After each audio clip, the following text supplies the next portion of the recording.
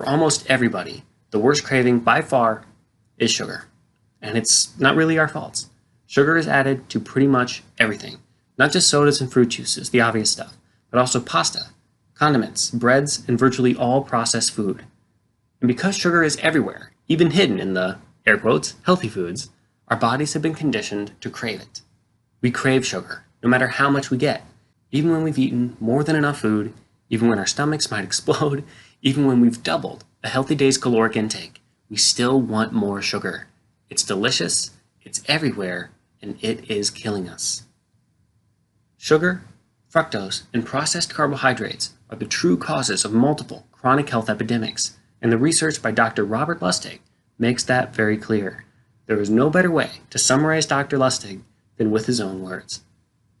Okay, so they're talking about soda like it's empty calories. I'm here to tell you that it goes way beyond empty calories. Okay? The reason why this is a problem is because fructose is a poison. Okay? It's not about the calories. Has nothing to do with the calories. It's a poison by itself. And I'm going to show you that. That is quite a statement. And he means it too. It's not hyperbole. He calls it a poison in the truest sense. And after reviewing his research, I have to agree. Let's consider a substance like alcohol. It may be okay in strict moderation, but collectively we spent centuries coming up with ways to limit its consumption because everyone knows alcohol is toxic. Thankfully, alcohol is also self-limiting. It plays tricks on your body and brain. Before long, you're passed out under the table and wake up with a hangover. The debilitating symptoms that occur during and shortly after alcohol consumption can help protect you from the long-term effects of repeated alcohol exposure, such as fatty liver disease, chronic pancreatitis, hypertension, dyslipidemia, obesity, and various cancers. So, what happens when we eat sugar, drink a soda, or enjoy a glass of, air quotes, healthy orange juice? Amazingly, pretty much the exact same thing. Just like with alcohol, the majority of the calories in sugar and almost 100% of the fructose can only be metabolized by the liver. That puts the same wear and tear on your body that alcohol does, and therefore causes the same long-term damage that alcohol does.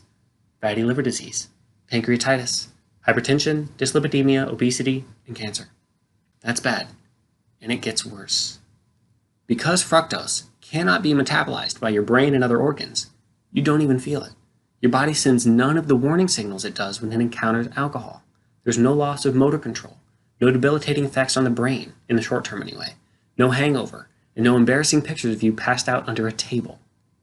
So when you actually compute the number of calories hit in the liver, which remember was the big difference between glucose and fructose, remember? 72 versus 24, and started the whole thing into motion as terms of what happens that's bad.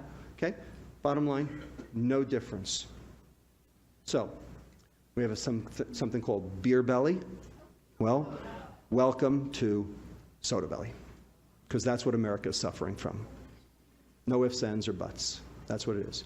Okay? Now, you wouldn't think twice about not giving your kid a Budweiser, but you don't think twice about giving your kid a can of Coke. But they're the same. In the same dosing, for the same reason, through the same mechanism. Fructose is ethanol without the buzz.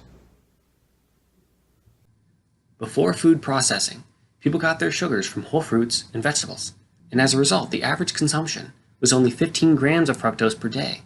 But fast forward to now, after decades of processing and cost-cutting measures, and adolescents now consume almost 75 grams of fructose every day. That's more than 12% of their total caloric intake, and unfortunately, adults don't do much better anymore.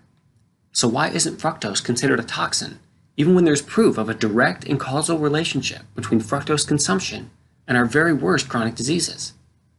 Keeping on going. A food shall be deemed to be adulterated if it bears or contains any poisonous or deleterious substance which may render it injurious to health.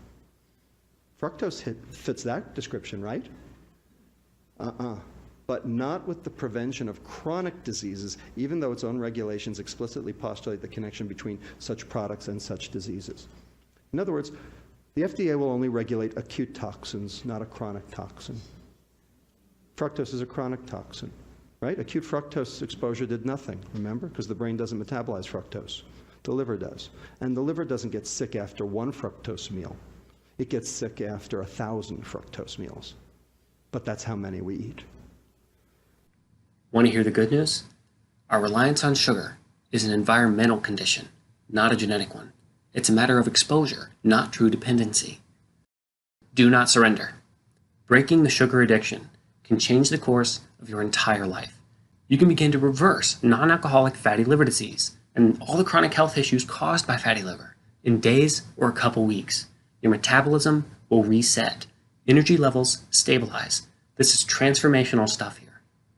6 days per week, never drink calories, and only eat foods with net zero sugar. That is how you break the sugar addiction and change your life forever. Side note, please watch this presentation by Dr. Robert Lustig. I'll leave a link below this video. I did my best to summarize some of the main points here, but taking a longer look at Dr. Lustig's research is crucial to understanding the true dangers of excessive sugar consumption. Lustig is one of the masterminds behind recent changes to the American Heart Association's dietary guidelines. I know it's an hour and a half long, but it has millions of views for a reason because it's just so important. Please make the time. It could just be the 90 minutes that saves your life.